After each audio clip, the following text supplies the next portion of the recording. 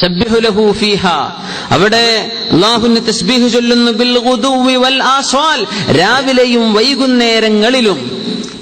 രാവിലെയും വൈകുന്നേരവും എന്നല്ല, ഒന്ന് സിംഗുലറാണ്. ബിൽ ഗുദുവി രാവിലെ പ്രഭാതത്തിൽ, വൽ ആസ്വാൽ വൈകുന്നേരങ്ങളിൽ പ്രദോഷങ്ങളിൽ. ഒന്ന് മുഫ്രദാണ്, മറ്റേത് ജംആൻ. ഒന്ന് സിംഗുലറാണ്, മറ്റേത് പ്ലൂരലാണ്. 5 നേരത്തെ നിസ്കാരം ഇതിൽ ഉൾപ്പെട്ടിരിക്കുന്നു എന്ന് മുഫസ്സിരീങ്ങൾ ഇവിടെ പഠിപ്പിക്കുകയാണ്. രാവിലെ എന്ന് പറഞ്ഞ ഒരു നിസ്കാരം കൊണ്ട് അല്ലാഹു തആല പഠിപ്പിക്കുന്നത് 5 നിസ്കാരങ്ങളിൽ ഒരു നിസ്കാരത്തിന് ബാക്കി 4നേക്കാളും മഹത്വം കൊടുക്കേണ്ടതാണ് എന്ന് പഠിപ്പിക്കാനാണ് ഈ ആയത്തിൽ അല്ലാഹു ബിൽ ഗുദുവി വൽ ആസ്വാൽ എന്ന് പറഞ്ഞത്. ഏതാണ് ഈ സമയങ്ങൾ? രാവിലത്തെ നിസ്കാരം എന്ന് പറഞ്ഞാൽ ഏതാണ്? സ്വലാത്തു സുബ്ഹ്, സുബ്ഹി നിസ്കാരമാണ്. അതാണ് ഗുദുവ്. സൂര്യോദയത്തിന് മുമ്പുള്ള സമയമാണ് ഗുദുവ് എന്ന് പറയാം. ആസ്വാൽ എന്ന് പറഞ്ഞാൽ മദ്യം, പകലിന്റെ മദ്യം കഴിഞ്ഞാൽ ആഫ്റ്റർനൂണുകൾ, ആഫ്റ്റർനൂൺ സമയങ്ങൾക്കാണ് നമ്മൾ ആസ്വാൽ എന്ന് പറയാം. ളുഹർ നിസ്കാരം എന്ന് പറഞ്ഞത് സവാലിൽ നിന്ന് തെറ്റിയതിന്റെ ശേഷം, സൂര്യൻ മധ്യത്തിൽ നിന്ന് അല്പം തെറ്റിയാൽ ളുഹറിന്റെ സമയമാവുക അല്ലേ?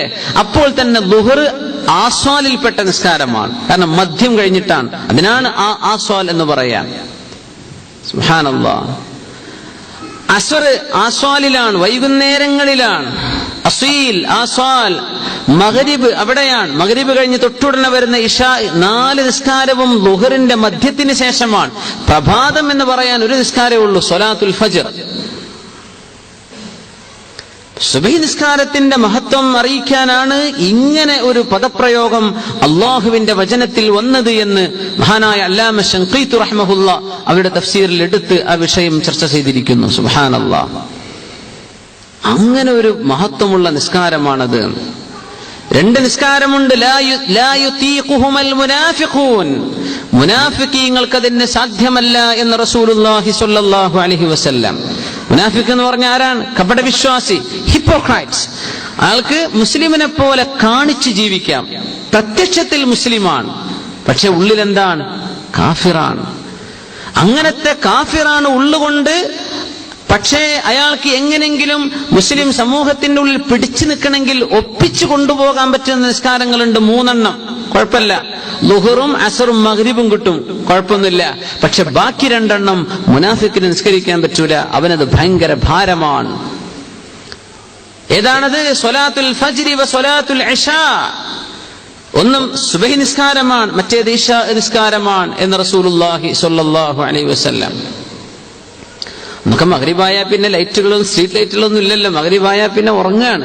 അപ്പോഴേക്കും മുനാഫിക്കിന് ഉറക്കിന്റെ നേരമാണ്. ഇശാ ആകുമ്പോഴേക്കും ഭക്ഷണം കഴിക്കും, പിന്നെ അവന് ഉറക്കാണ്, പിന്നെ അവന് മറ്റ് ബാക്കി സുഖങ്ങൾ അന്വേഷിച്ചുള്ള ഓട്ടമാണ്. അതുകൊണ്ട് അവർക്ക് ഇശാ പ്രയാസമാണ്. സുബഹി നിസ്കാരത്തിനും അവർക്ക് കഴിയില്ല, അവർ ഉറക്കിലാണ്. ബിൽ ഗുദുവ്.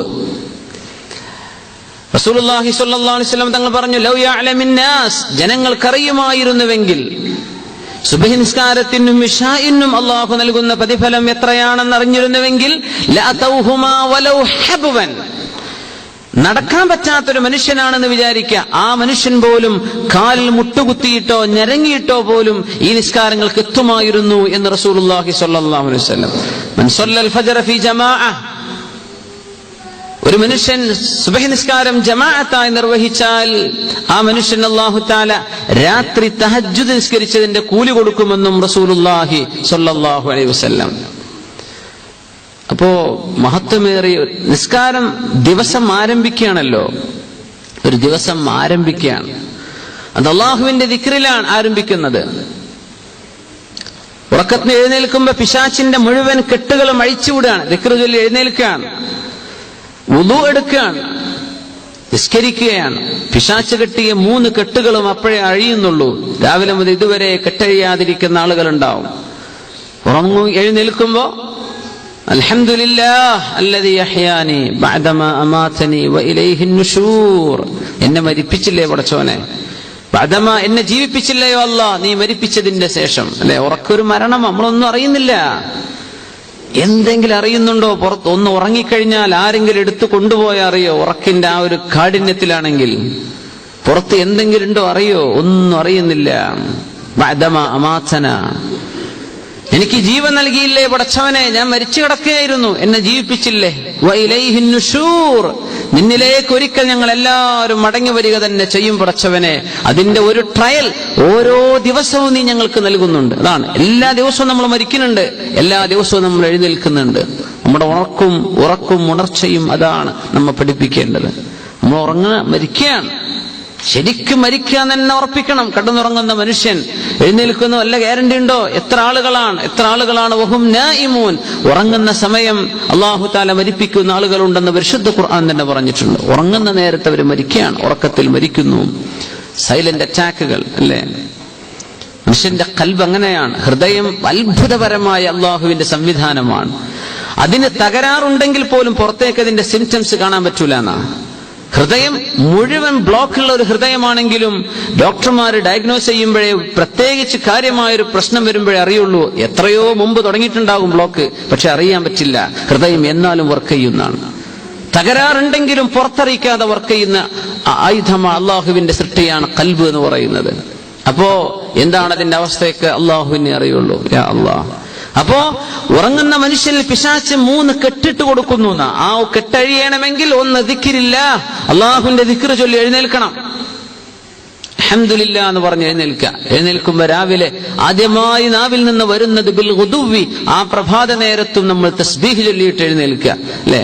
അൽഹംദുലില്ലാഹ് അല്ലദീ അഹ്യാനി ബഅദമാ അമാതനി വഇലൈഹിൻ നുശൂർ. എല്ലാവരും പറഞ്ഞു നോക്കിയാൽ അൽഹംദുലില്ലാഹ് അല്ലദീ അഹ്യാനി ബഅദമാ അമാതനി വഇലൈഹിൻ നുശൂർ. ഇതൊന്നും പറയാൻ കിട്ടൂല എന്ന് വിചാരിക്കുക. അൽഹംദുലില്ലാഹ്, അല്ലാഹു നിനക്ക് സ്തുതി പടച്ചോനെ, ഞാൻ എഴുന്നേറ്റല്ലോ, അൽഹംദുലില്ലാഹ്. പിന്നെ വുളു എടുക്കുകയാണ്. വുളു എടുക്കുമ്പോഴേക്കും 2ാമത്തെ കെട്ടുമഴിഞ്ഞു. നിസ്കരിക്കാൻ സ്വലാത്തുൽ ഫജ്ർ കൂടെ കഴിഞ്ഞാൽ 3ാമത്തെ കെട്ടുമഴിഞ്ഞു. ഒരു മനുഷ്യൻ ഫീ ദിമ്മത്തില്ല, മൻ സ്വല്ലൽ ഫജ്റ ഫഹുവ ഫീ ദിമ്മത്തില്ലാഹ് ഫലാ തത്ലുബു അല്ലാഹ മിൻ ദിമ്മതിഹി ശൈഅ. റസൂലുള്ളാഹി സ്വല്ലല്ലാഹു അലൈഹി വസല്ലം ബിമഅനൽ ഹദീസ് നമ്മെ പഠിപ്പിക്കുകയാണ്, ഒരാൾ അല്ലാഹുവിന് വേണ്ടി സുബ്ഹി നിസ്കരിച്ചാൽ ആ മനുഷ്യൻ അള്ളാഹുവിന്റെ ജാമ്യത്തിലാണ്, അള്ളാഹിന്റെ ഉത്തരവാദിത്വത്തിലാണ്. അതുകൊണ്ട് അള്ളാഹുവിന്റെ ഉത്തരവാദിത്വത്തിലുള്ള ഒരു മനുഷ്യനെ നിങ്ങൾ ബുദ്ധിമുട്ടാക്കാൻ പോകരുത്.